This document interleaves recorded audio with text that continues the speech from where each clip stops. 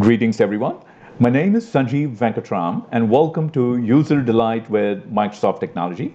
Now what we'll do in this episode is to create a master date table in Microsoft Power BI using Power Query. Now why is this so important? Date tables form the basis behind any BI. And more so in Power BI, it allows us to access the time intelligence functions in order for us to create measures such as year-on-year growth, year-to-date, month-to-date, compounded growth, and so on and so forth. So it's extremely important when it comes to Power BI. So creating dashboards in your Power BI. So let's head on over. Let's see how to get this done. Right. So essentially, you could begin the journey here to creating your date table either in Power BI online using what are called as data flows that allow you access to Microsoft Power Query, that allow you to bring data over from multiple different sources, do your transformations and load them into Power BI online. Or you could actually choose Power BI desktop, and I have my desktop here, and you see the same exact Power Query here that allows you to do exactly the same thing, bring information from various different sources, do your transformations, so on and so forth. The only difference here is that Power BI desktop is a free tool that allows you to get data onto your desktop, if you will. This is in memory, my memory in my PC, whereas the online data flow here, you need a premium capacity license in order for you to Power BI and Microsoft Fabric in order for you to do this. Now, clearly, the difference here is memory size and the amount of data that you can actually bring. On your desktop, you're limited to memory, so you would rather bring only a subset of the data, do your transformations, make your date table, do everything within your report, and then publish it. Whereas over here online, you have far more memory to be able to do this. Okay, so that's kind of the difference. So I'm actually going to be doing it here online. So I've got two transaction tables here, right? In fact, if I were to include the expense table, there are three tables. So these three tables here are from different sources. The transaction, one of the transaction tables with data from 2021 and 2020 are from SharePoint, like so, right? The expense table here as well is from SharePoint. Now, the other table here, the historical data going back to 2017 is actually from Dataverse, which is a fantastic data management system available to you either in Dynamics 365 or in Microsoft Power Apps. Okay? All right. So once I connect to those two sources and bring the data into Power Query, now I begin the journey of starting the date table. And in order for us to actually create the date table, we follow a set of simple rules. One is, the very first one is that the date table has to be aligned to the dates in the transaction queries. The reason is, as the expenses or the revenue actually flows in over a period of time, you want the date table to automatically update and not having to go in and update the end dates. I don't think the beginning dates, the starting dates are going to change as much, but the end dates for sure will keep changing based on transactions, and that's what you want to avoid. You want to automate it so that you don't have to manually go change these, okay? So that's the basic premise. So what I'm going to do here is I'm going to literally go over to a new Excel. Let me go to Excel here, and let us actually follow the steps, and then I'm going to basically go tick them off and kind of, walk you through step by step, and we're going to actually mark them in highlight them as we do this. So the first step here is to extract the dates, and I'll say columns from our transaction tables as a linked query, right? So let's actually do this. So I'm basically going to go over here. I'm going to click on, let's say, the transaction revenue. I see the date column here. I'm going to right mouse on it, and I'm going to add as a new query. So this goes away and adds the dates as a list of dates. So it takes a little bit. So there is my list of dates. So I'm going to call this TR dates, right? Transaction revenue dates, right? Or dates. Now what I'm going to do is I'm going to go over to the transaction expense query, and this has a set of dates as well, and they're different dates. They could be the same, but they are different dates from the revenue dates in this case. So I'm going to right mouse on this. I'm going to add this as a new query as well. So this goes away and then creates a list of dates again and forms the basis, if you will, of my date table. So I'm going to say TE dates, transaction expense dates. So now I've got these two queries, right? I've got these two lists. Now from here, what I'm going to do is I'm going to develop a consolidated list. So I'm going to right mouse here, new query. I'm basically going to go over to a blank query here, right? I mean, this assumes that you know what Power Query is actually doing. So I'm just going to go create, I'm going to say next. I'm going to basically just create a blank query here, right? And voila, there's your blank query. Now here what I'm going to do is I'm going to call this T console. So basically it is console. So it's a consolidated set of list of dates. And I'm going to basically use over here, I'm going to use the list function, and I'm going to combine list.combine, right? I'm going to combine into a single array the dates that I've extracted from revenue and expense. So I'm basically going to open up a bracket and then use the array function, which is basically your curly brackets.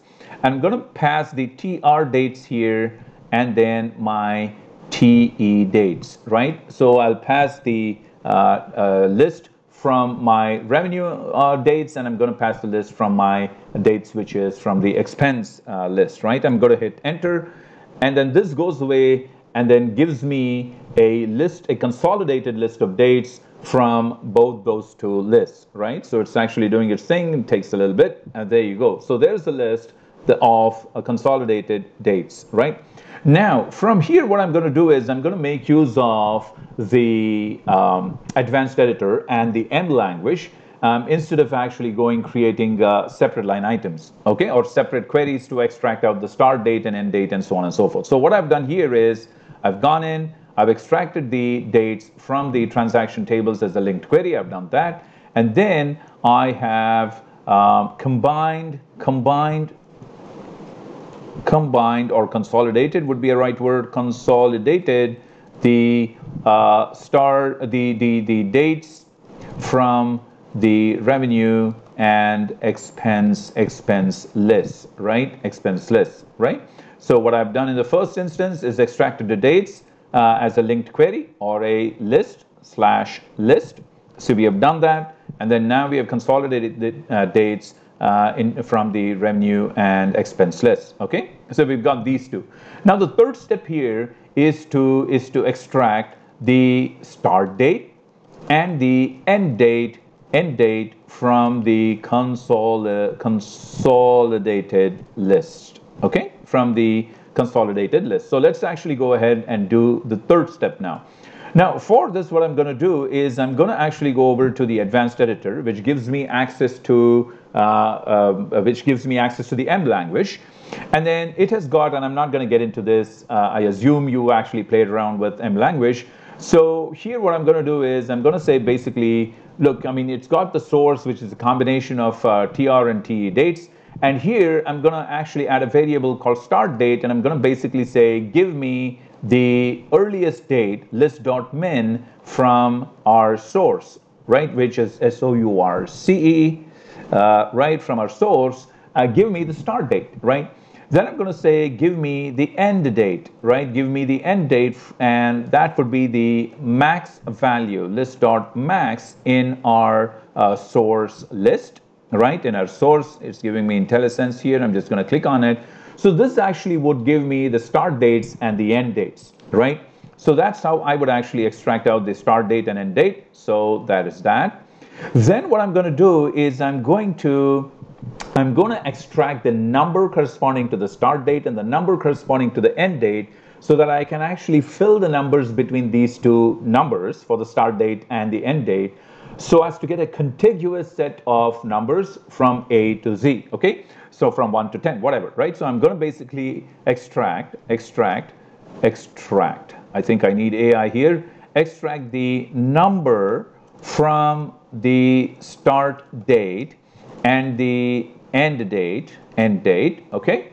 And then I'm basically going to 5 fill the numbers between the numbers, corresponding to the start date and end date, right? So let's actually do this.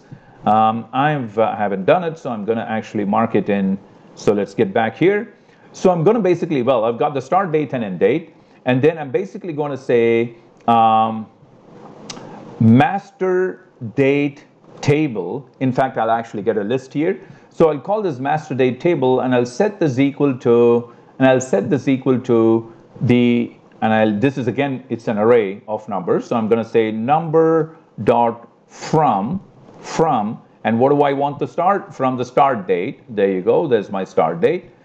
Two in M language is 2 dots. And I'm going to say number dot from, and then the end date. And there's my end date, right? So now from here, I'd be able to get a contiguous set of numbers. I'm going to visualize here as an interim step. I'm going to basically say, show me the master date table, right? So show me that, right?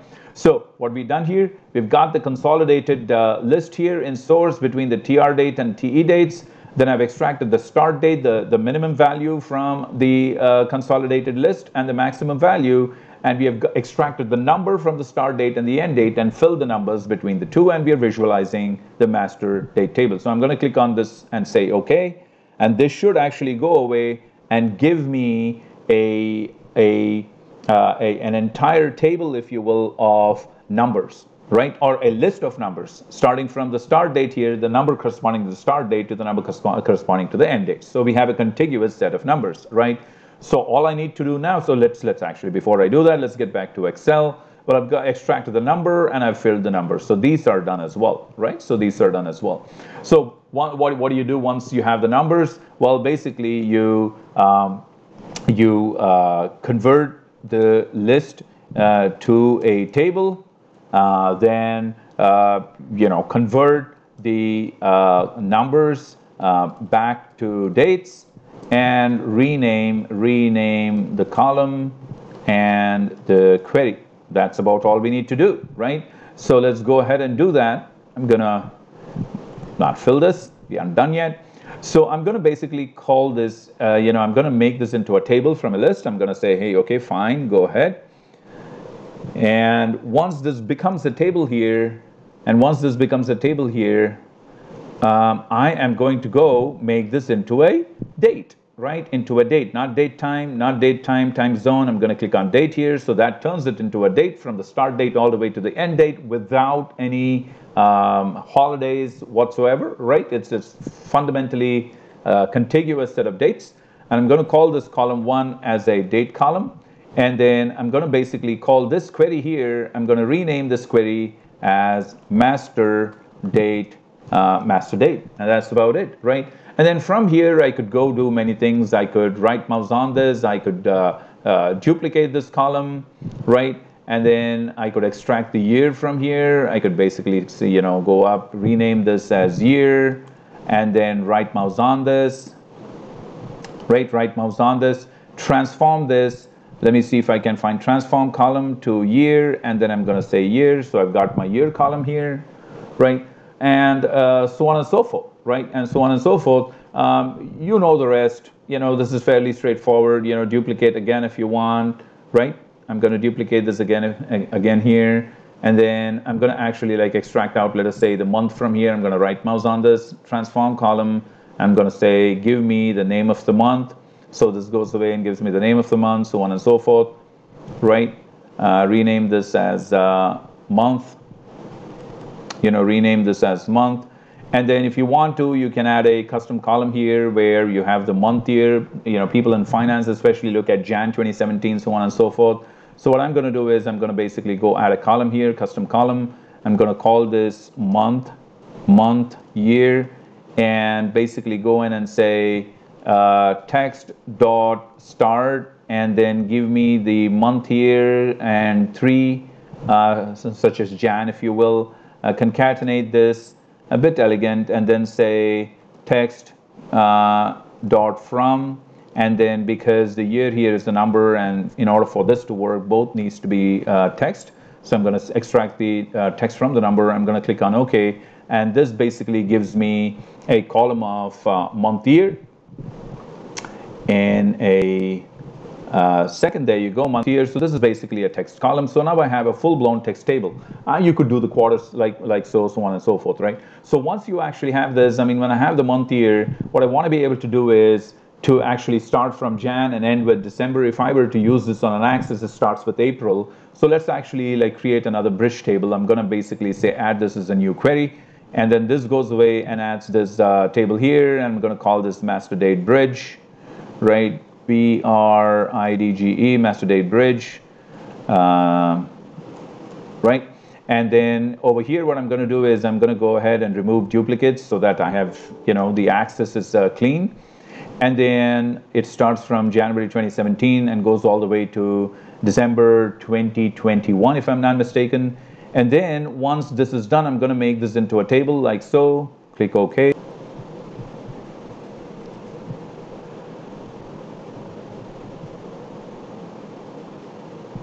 There you go. Make this into a text. I might have clicked the wrong thing there, but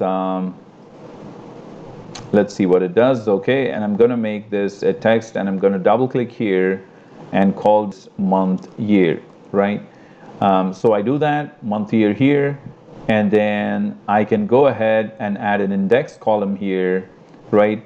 Where is my add column? I'm going to add an index column starting from 1. And there you go. So I can actually add this as an axis, and then I can sort by the index that gives me starting point as Jan and the ending point as December, right? Because it's a contiguous set of dates with an index. So this is how you would actually create a date table in Power Query. Now, to complete the story, I'm going to actually hop across to my Power BI. So on a desktop, right? So I've done the date table here. You recognize all of this, essentially the same thing. And I've got other transformations here which makes this complete, and that's the reason why I'm skipping here. So if I were to go close and apply here, this takes this information over to my desktop in Power BI, right? Once this actually comes into Power BI, you have your date table that you've gotten from your Power Query. What you need to do is go over to the date table. The very first thing you do once you bring data over to Power BI is to go in and actually say mark as a date table. So this brings up a menu. I've already done this, so it doesn't show it now. But then if you do it for the first time and click on mark as a date table here, it brings up a menu and asks you, hey, where is your date table and where is your date column? Well, clearly it's actually in the master date, and there is a column called date, and you click that, and then Power BI recognizes this as a date table. Now, the advantage of doing something like this is that as the transactions happen, everything gets refreshed automatically, assuming that your Power BI is on a refresh cycle, right? A scheduled refresh, or if you're using, let us say, Power Automate to refresh your, Power BI data set, automatically everything is refreshed, and you have the date table updated automatically as well, okay?